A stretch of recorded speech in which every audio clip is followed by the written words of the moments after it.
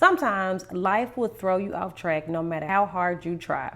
And when it does, rebuilding habits can feel overwhelming.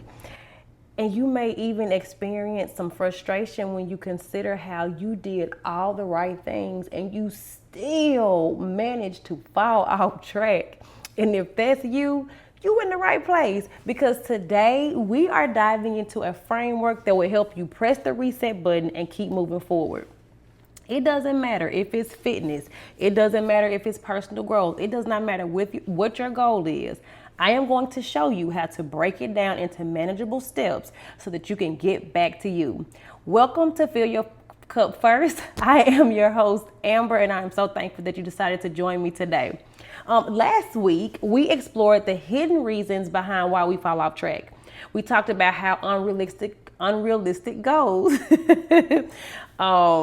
emotional triggers, and even self-sabotage can derail us. We use the 3 R's of awareness: reflect, recognize, and release, to learn how to identify those patterns and release what no longer serves us. And today, we are building on that. We're going to keep this train moving along, and we're going to learn these practical steps to help us. We are using different actionable strategies to help reset those habits in a way that feels practical and empowering. And so the first thing that you need to do in order to get back on track, to get back to your dreams, to get back to your goals, you need some clarity.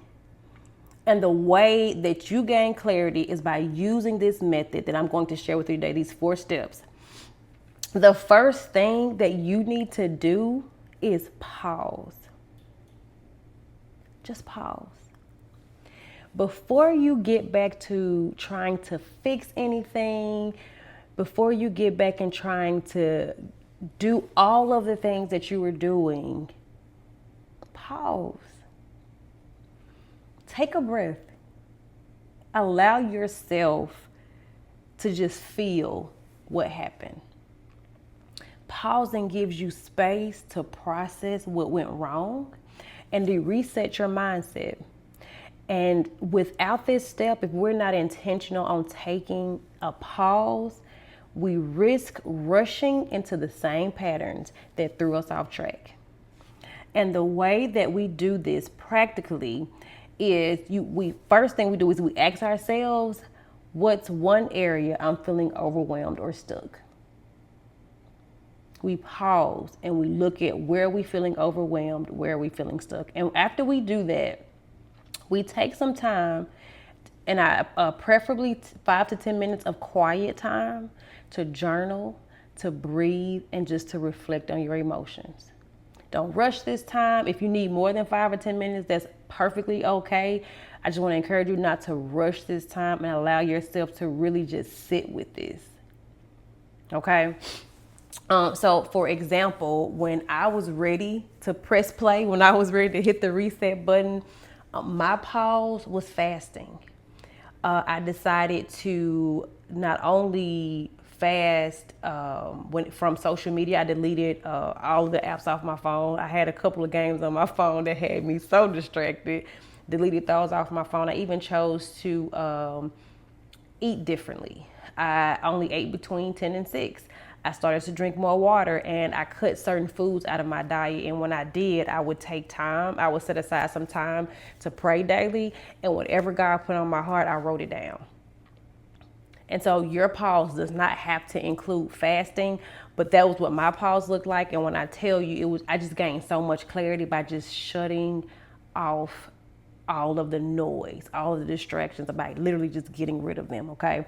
So take some time to pause, because we need this. The next thing you want to do after you pause is you want to pinpoint what caused you to fall off track. So first we pause, second we pinpoint. And without this, if we don't pinpoint where we fell off track, it's easy for us to fall into a place where we begin to blame ourselves instead of addressing the real issues. So we have to identify the habit or the goal that we stopped following through on. So for me, the daily habit, the very first thing that I stopped when I fell off track, and again, it happened gradually, right? But the very first thing I did was I stopped my daily devotional. And shortly after that, everything else started to fall off track. And so again, once we identify the habit, for me, like I said, it was the daily devotional I was doing every morning. Next, we pinpoint the roadblocks. So was it a time issue? Was it a lack of motivation? Was it something else? What caused you to fall off track in the first place? For me, it was a time issue. And with this time issue, I wasn't intentional about adjusting my behaviors and my goals based on where I was in that season. And so during that time, I was, for a brief time, we were working on one vehicle. And so I had to take my husband back and forth to work, which means I was getting up earlier than 5 o'clock. And instead of me just coming back to the house and getting back to work, I went to sleep because I was tired. Okay. So, again, whatever it may be, whatever that roadblock was, think about what it was and what steps you need to take to make minor adjustments to where you are. And then after you identify the habit, after you pinpoint the roadblocks, so that identify the habit that you stop following through on. And then once you pinpoint the roadblocks, write it down. There's power in writing it down. Writing helps you to gain clarity. It helps you to see those patterns. It helps you to see what it is you need to begin working on, what you need to start adjusting, okay? And then just think of pinpointing like finding a leak in a pipe. You can't fix the problem until you know where that leak is. Or just like, maybe you have a slow leak in your tire. No matter how much air you put in that tire, it's going to deflate if you don't get that patch fixed, the tire patched, right? So again, take some time to pause and pinpoint because that is so important. And then the next thing you want to do is prioritize. This is so important. When you think about all of the things that you desire to do, you may have a laundry list of things that it's like, oh, okay, it's like, Amber, I hear what you're saying. I paused, or even if I didn't pause, I pinpointed the issue. I know what I need to do. I have all these things I need to do, but I don't know where to start. And it can feel overwhelming. And so we prioritize what we need to do because we can't fix everything at once. We need to focus on one habit that we need to fix first, because if we overload ourselves, it can lead to burnout. And remember, like I mentioned in the last episode, we have to ask ourselves, am I setting myself up for success or am I setting myself up for burnout? And so what you need to do is when you prioritize, be intentional about prioritizing based on where you are in life. So if you, for example, I use me, for example, at one point I was doing, again, devotionals from 5 to 7 in the morning every single day. I had 2 hours that I would just spend with God.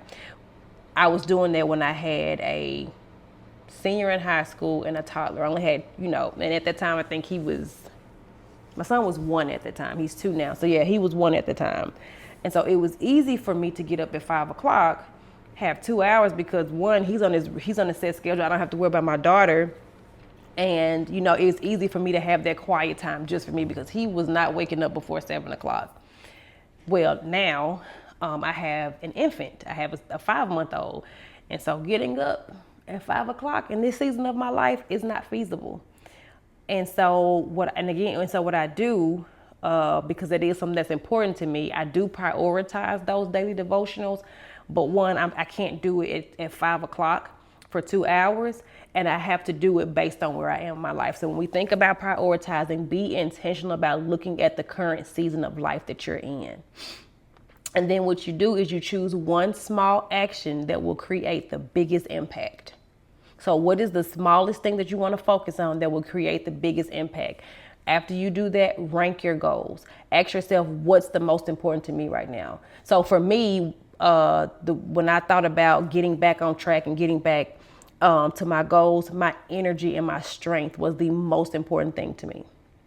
Getting back to a place where I felt rejuvenated.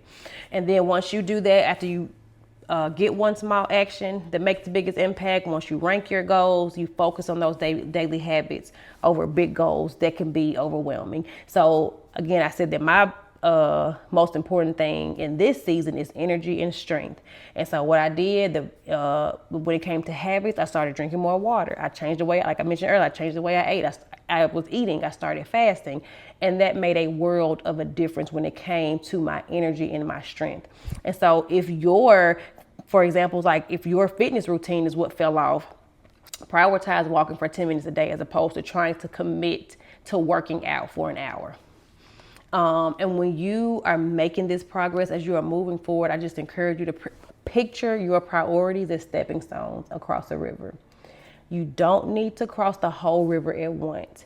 Just focus on the next step. Okay, we're not trying to do everything at once. We just taking one step at a time. And so then after we pause, after we pinpoint, after we prioritize, the last thing that we do is plan. And we do a plan that's simple. We create a plan that's simple, that's actionable, and that's flexible. And I cannot stress the importance of flexibility because, again, things change so frequently. And so we have to be willing, we have to be able to adapt and to adjust. And that's why it's so important to be flexible.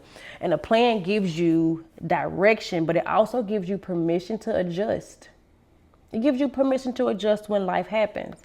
And so again, what we want to do is we start small. So we break the habit into bite-sized steps.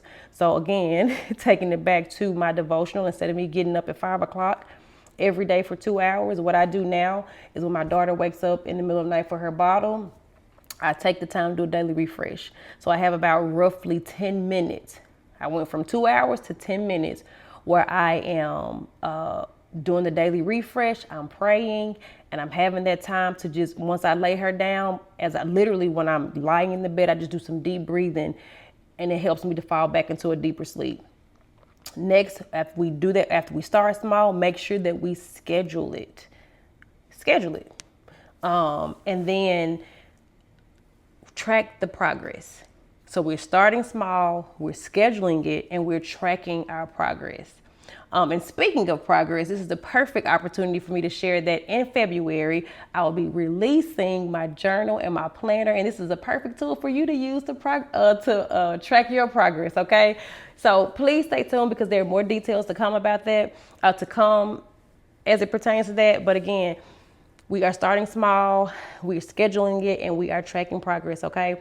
So again, pause, pinpoint, prioritize, and plan. And I know how challenging it can be to get back on track. I know how challenging it can be to get back in the ring once you have fallen off. Because after I got pregnant with my baby girl, I felt like I could not keep up with anything. I felt like, and even when I thought about all these different routines that I had, I was like, okay, that was just a wish. It was just a dream. And I wanted so desperately to just get back on track, but I kept getting stuck in this cycle of guilt. I kept getting stuck in this cycle of frustration.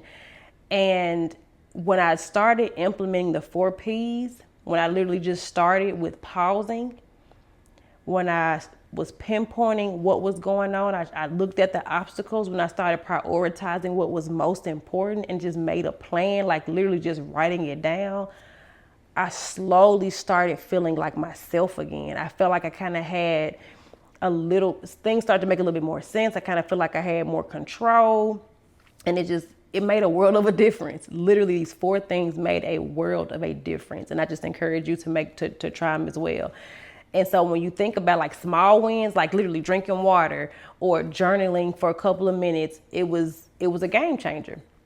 And so I want you to think about it. What is one habit that you have struggled to rebuild? Drop it in the comments and we can brainstorm on some small steps together. And so your action steps, your homework for this week. Number 1, pause. Schedule 5 to 10 minutes to reflect on where you're stuck. Make sure this time is uninterrupted. And if at all possible, make sure you can do it at least 7 days. And if you can do it longer than that, that would be awesome. But because you'll get from this just being a habit of you're just pausing to see where I got stuck, but now I'm pausing to see where I want to go. Next, we're going to pinpoint the obstacles that cause you to fall off track. This is all a part of this process, right? The pausing, then pinpoint. Next, we're going to prioritize one small, impactful action to focus on this week. So this could be drinking more water. This could be exercising for 10 minutes as opposed to an hour, whatever it may be. One small, impactful action to focus on this week. And then lastly, plan a simple habit tracker to measure your progress. It would be helpful if you decided to get like maybe a wall calendar or something where you can see, where you can check off every single day what you've accomplished. And it's something about seeing those checks. It's something about seeing that progress. It just gives you more fuel and it keeps you going. And so I challenge you to rebuild one habit using this method. Again, use a journal or a planner to keep yourself accountable, and share your progress with me using the hashtag #FillYourCupFirstReset. And until next time, please be sure to take care of you, because you too deserve the love that you so freely pour out.